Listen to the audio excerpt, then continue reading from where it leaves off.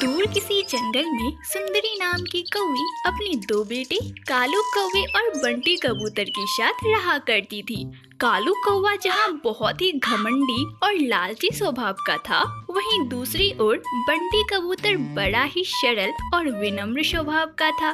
दोनों ही बेटे अपनी माँ सुंदरी कौवी से बहुत प्यार करते थे। एक दिन बंटी, कालू, मेरे बेटे, मुझे लगता है कि अब तुम दोनों बड़े हो गए हो, तो अब मुझे तुम दोनों की शादी कर देनी चाहिए। और हाँ, मैंने तुम दोनों के लिए लड़कियाँ भी देख रखी हैं। माँ ठीक है, तुमने लड़की तो देख ली है, पर माँ मुझे बहुत ही सुंदर लड़की चाहिए। हाँ हाँ बेटे, क्यों नहीं, मैं अपने लाल के लिए सुंदर सी लड़की ही लाऊंगी। माँ जैसा आपको ठीक लगे, आप मेरे लिए जो भी लड़की पसंद करोगी मैं उससे शादी कर लूँगा। अच्छा माँ, मुझे देरी हो रही है, मैं काम पर चलता हूँ। इतना बोलकर सुंदरी कौवी के दोनों ही बेटे अपना अपना काम करने चले जाते हैं। कुछ दिनों बाद ही सुंदरी कौवी अपने दोनों बेटों की शादी बड़े ही धूमधाम से करा देती है। कालू कौवे की पत्नी टुनटुनी चिड़िया जहाँ बहुत ही सुंदर और अमीर घर से थी, वहीं दूसरी ओर बंटी कबूतर की पत्नी भूरी चिड़िया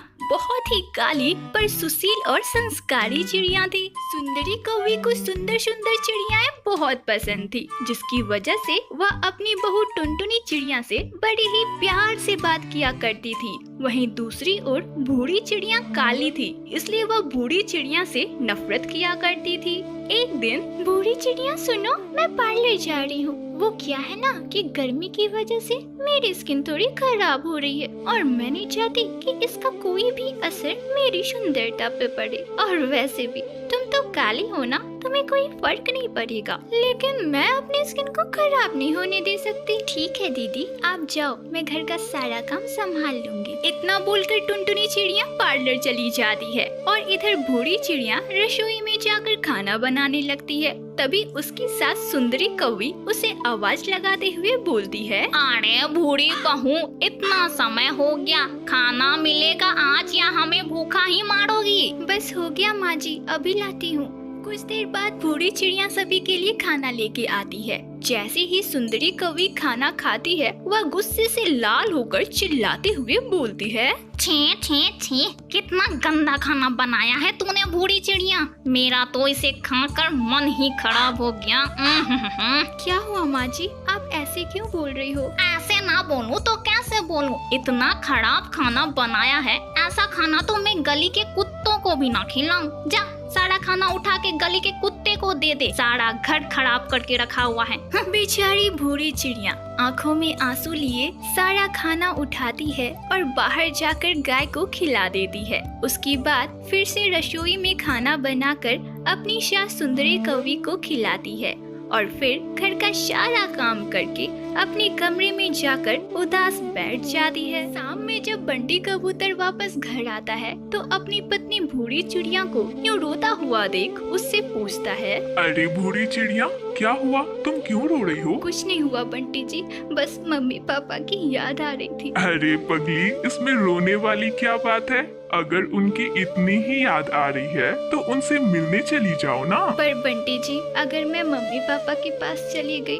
तो यहाँ घर कौन संभालेगा? अरे बाबा, तुम इतना क्यों सोच रही हो? भाभी है ना, वो 2-3 दिन के लिए घर संभाल लेंगी। भूरी चिड़िया और बंटी कबूतर की बातें टुनटुनी चिड़िया सुन लेती है और घर में हंगामा मचा देती है। घर में चिल्ला चिल्ला कर सारे लोगों को बुलाती है और बोलती है, मम्मी जी, कालू जी, आप कहाँ हो? अब बस बहुत हो गया, मैं इस घर में अब और नहीं रह सकती। टुनटुनी चिड़िया की आवाज सुनकर घर के सारे लोग एक जगह इकट्ठा हो जाते हैं। तब सुंदरी कौवी टुनटुनी चिड़िया से पूछती है, अरे मेरी प्यारी बहू, क्या हुआ, क्यों चिल्ला रही हो इतना? मम्मी जी, देवर जी अपनी हीरोइन से बोल रहे हैं कि तुम मायके चली जाओ और यहाँ का सारा काम मैं नौकरानी की तरह करूँगी। सबने तो मुझे नौकरानी ही समझा है ना, यहाँ तो मुझे नौकरानी बना के लाए हो। अरे टुनटुनी भाभी, आप झूठ क्यों बोल रही हो? मैंने तो ऐसा कुछ भी नहीं बोला है। बस बस देवर जी, रहने दो, बहुत हो गया। कालू जी, आप सुन लीजिए, मैं इस घर में अब और नहीं रह सकती, मुझे यहाँ से जाना है। अरे मेरी प्यारी बहू, बस बस अपना गुस्सा फूंक दे।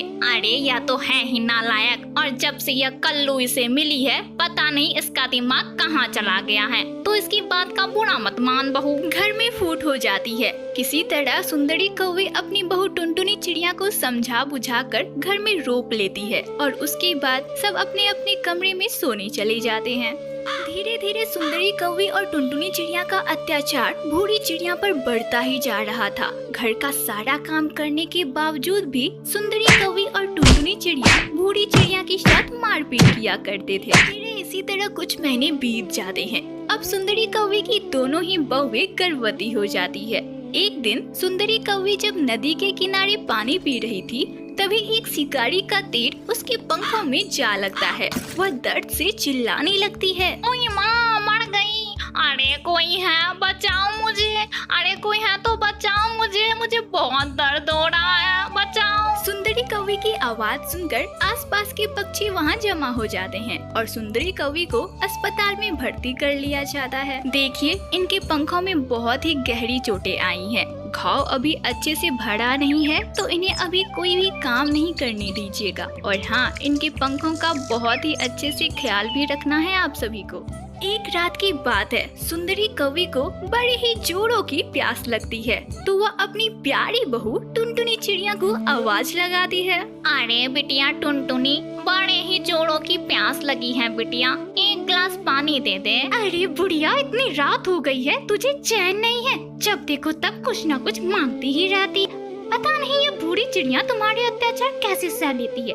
मैं रहती तो तुझे कब का इस घर से थक के मार कर बाहर निकाल देती। अपनी प्यारी बहू की मुंह से ऐसी बातें सुनकर सुंदरी कौवे को बड़े ही जोरों का झटका लगता है। तभी वहाँ बूढ़ी चिड़िया एक गिलास पानी लेकर आती है और अपनी सास सुंदरी कौवे को बड़े ही प्यार से पिलाती है। यह सब देखकर सुंदरी कौवे को खुद पर बहुत गुस्सा आता है और वह रोते हुए बोलती है। अरे बहू, मुझे माफ कर दे। मैंने सिर्फ तेरे रंग की वजह से पर इतने अत्याचार किए बहू, मुझे माफ कर दे। मैंने तेरी भीतरी सुंदरता तो देखी ही नहीं। मैं दोनों हाथ जोड़कर तुझसे माफी मांगती हूँ बहू, मुझे माफ कर दे। अरे माँ जी, आप ये कैसी बातें बोल रही हो? कोई माँ भी कभी अपने बच्चों से माफी मांगती है क्या? माँ जी, ये हाथ सिर्फ आप मुझे आशीर्वाद देने के लिए उठाया करो माँ जी, माफी मांगने के लिए नहीं। बूढ़ी चिड़िया का दिल बहुत बड़ा था। वह अपनी सास सुंदरी कौवे को माफ कर देती है और दोनों सास बहू बड़े ही अच्छे से रहने लगती है।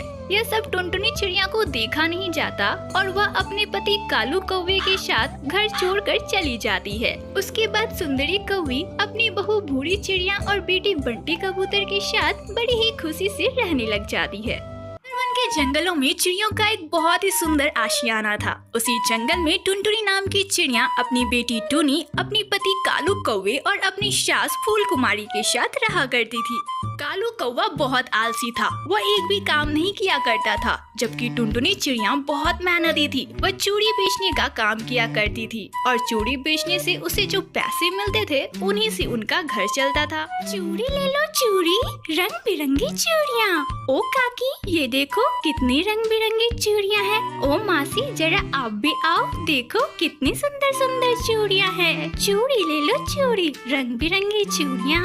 अरे टुनटुनी, ये चूड़ी कितने के दिए? सुंदरी बहन, ये 20 रुपए के हैं। अरे बाबा, 20 रुपए? अरे सुंदरी बहन, पता है ना कितनी महंगाई बढ़ गई है, फिर भी मैं तुम्हें 18 लगा देती हूँ, इससे कम नहीं होगा। अच्छा दे दो, ये ले 18 रुपए। इसी तरह टुनटुनी चिड़िया रोजाना चूड़ियाँ बेचा करती और शाम तक वापस घर आ जाती। एक सुबह, अरे टूनी बेटा, माँ के पास से कुछ पैसे लेके आ। माँ, पापा पैसे मंगवा रहे हैं। तो रुका भी, मैं उनकी खबर लेती हूँ। क्यों जी, आप मुझसे पैसे क्यों मांग रहे हो? आपने तो कभी मुझे पैसे कमा कर नहीं दिए। मेरे पास कोई पैसे नहीं है, जब देखो तब पड़े रहते हो, कोई काम करने से मतलब नहीं। कोई काम करने जाते भी हो तो 2-4 दिन काम करके उसे छोड़ देते हो। सुनो जी, आज मैं आपसे एक बात साफ साफ कह देती हूँ, अगर आपको अपना खर्चा चलाना है तो जाकर कहीं काम करो, मुझसे पैसे मत मांगो। मैं जो चूड़ियाँ बेचकर 2-4 रुपये कमाती हूँ, उससे मैं किसी तरह अपना घर चलाती हूँ, उस पर अपनी काली नजर मत रखो तुम। अच्छा, तो तुम मुझे पैसे नहीं देगी? नहीं दूंगी मैं पैसे, एक फुटी कौड़ी नहीं दूंगी। ओहो, मैं अभी देखता हूँ तो मुझे पैसे कैसे नहीं देती है। तभी कालू कौवा टुनटुनी के पंख खींचने लग जाता है। तुम्हारी हिम्मत कैसे हुई मेरे पंखों को खींचने की? निठल्ला कामचोर, एक तो काम नहीं करता, दिन भर पड़ा रहता है और मेरे पैसे भी लोभी चाहता है किसी तरह ऐंठ ले। माँ जी यहाँ आइए, आपका बेटा मुझे मार रहा है, निकम्मा। टुनटुनी की आवाज सुनकर फूल कुमारी वहाँ आती है। अरे टुनटुनी, तू भी क्यों बच्चे की तरह जिद करती है? दे दे इसे कुछ पैसे, तुझे पता है ना सुबह सुबह इसका कितना मन करता है चाट पकौड़े खाने की। थोड़ी सी दे देगी तो क्या होगा? माँ जी आपका बेटा एक नंबर का आलसी और निकम्मा है। इस निकम्मे से शादी करके तो मेरी किस्मत ही फूट गई। तेरी इतनी हिम्मत तो मुझे निकम्मा बोलेगी? आज मैं तेरी जवान खींच लूंगा। हाँ बोलूंगी, एक बार नहीं 1000 बार बोलूंगी। तुझे मिर्ची क्यों लग रही है? निकम्मा निकम्मा निकम्मा। तभी कालू कौवा टुनटुनी चिड़िया को एक जोरदार थप्पड़ लगा देता है, जिसकी वजह से टुनटुनी चिड़िया बेहोश हो जाती है। तभी वहाँ टूनी आ जाती है। माँ उठो, तुम क्यों पापा से झगड़ा करती हो? पापा तुम्हारी बात कभी नहीं सुनेंगे माँ। मेरे सारे दोस्तों के पापा कितने अच्छे हैं माँ, वे मम्मा की सारी बातें मानते हैं। और एक मेरे पापा है जो हमेशा माँ से झगड़ते रहते हैं। कमबख्त, अब तू भी शुरू हो गई। मेरी नजरों से तुम दोनों माँ बेटी दूर हो जा, नहीं तो अभी तेरी माँ की तरह मैं तुझे भी कूट दूंगा। टूनी अपनी माँ टुनटुनी को वहाँ से लेकर चली जाती है। अगली सुबह टुनटुनी चूड़ी बेचने चली जाती है। चूड़ियाँ ले लो, चूड़ियाँ, रंग बिरंगी चूड़ियाँ। अरे बहन जी आओ चूड़ियाँ ले लो, देखो कितनी फैंसी फैंसी चूड़ियाँ आई हैं। अरे चूड़ी वाली बड़ी जल्दी आज चूड़ी बेचने आ गई। हाँ बहन, त्योहार का समय चल रहा है, इसलिए सोचा कि सुबह सुबह ही आज चूड़ी बेचाऊं। हाँ बहन, तूने तो बिल्कुल सही बोला। वैसे ये तेरे चेहरे पर निशान कैसी है? क्या बताऊं बहन, मैं किसी तरह चूड़ियाँ बेचती हूँ और मेरा पति मुझे कितना मारता है। हम गरीब की तो यही कहानी है बहन। अच्छा तुम बताओ, तुम्हें मैं कितनी चूड़ियाँ दे दूं? अरे बहन, तेरी यह बात सुनकर मुझे बहुत बुरा लगा। चल छोड़, मुझे तो आज तेरी सारी चूड़ियाँ चाहिए, तू मुझे सारी ही दे दे। बबली कबूतर टुनटुनी चिड़िया की सारी चूड़ियाँ खरीद लेती है और उसे अच्छा खासा पैसे भी देती है। यह सब देखकर टुनटुनी चिड़िया बहुत खुश होती है और खुशी खुशी वापस घर आ जाती है।